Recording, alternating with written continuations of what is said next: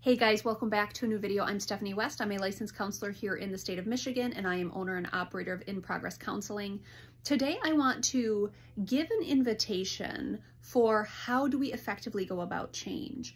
And I will say some of us might be better at it in the sense of we might actually have a lens or a perspective that actually helps in behavioral change, and that's what I would call kind of a systems approach.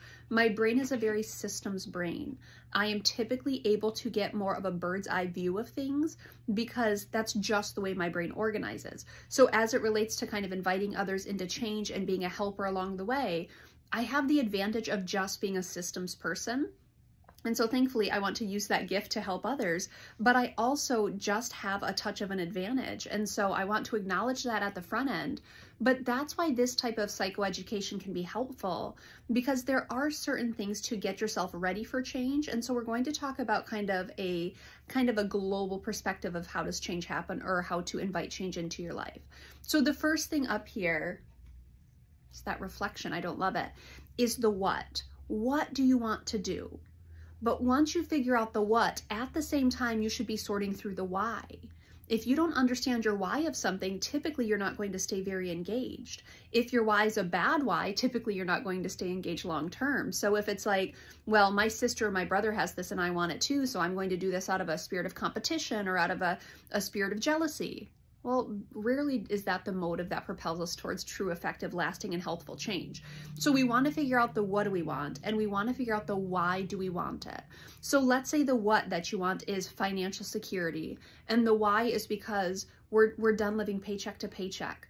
Or the why is because you want to engage in some generosity and right now it just doesn't fit in well. So you're trying to figure out your what is getting more financially sound. So your why is you may be more philanthropic or you may be more generous. That's a great motivation that will enforce what you're doing. The third part is the when. Now, some change is seasonal, right?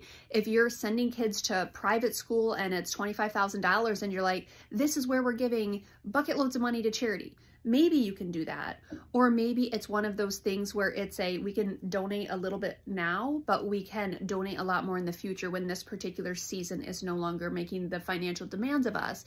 There might be a more appropriate when, but when you figure out the what and the why, typically, if you're at the place where change can happen, the when typically is now. If not, then hopefully we can do something in the small, like you can give away little amounts right now, and then eventually over time you can up that. So the when is important, but it typically isn't a determining factor.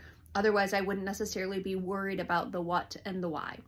Anyway, all of that to say, that all lays the foundation for the how. The how is the place that I have the advantage because I'm a systems person. You tell me the goal, my brain starts to figure out how do we track towards that goal. What is the map? What are the barriers? What are the things I need to account for? What's the accountability that I need? That's usually what needs to go on when we talk about the how. Now, often people will get excited about the what and they'll know their why. They don't know the how, and so they disengage very quickly. And often they'll change the goal or they'll change their level of intensity or their level of excitement instead of saying, what if I just have to take smaller steps? What if my how just needs a better plan? What if I need to invite someone in to inform my how? The how is the most important part of our plan because the how is the execution. And so I want to invite you into thinking, what are the micro steps to get the macro reach that you want? Let's say it's starting your own business. What are the micro pieces that you can put into play that over time get you towards the macro goal of establishing the business?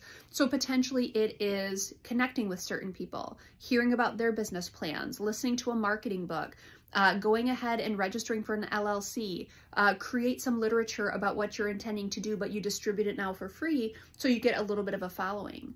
Those are the micro steps that get you toward the macro goal of establishing a business. But you do that again and again. If you're thinking about putting yourself out there in new relationships, how do you get ready so that if and when a new relationship shows up, you're in the best posture possible to have it be a successful endeavor? If you are thinking about buying a house, what do you do financially? What do you do logistically behind the scenes to get yourself ready for that type of pivot? If you're going to revocationalize, what do you do to prepare for it? Do you sit with a career counselor? Do you do some personality coaching or some personality testing? Do you figure out what's the best intersection of environment and your giftings?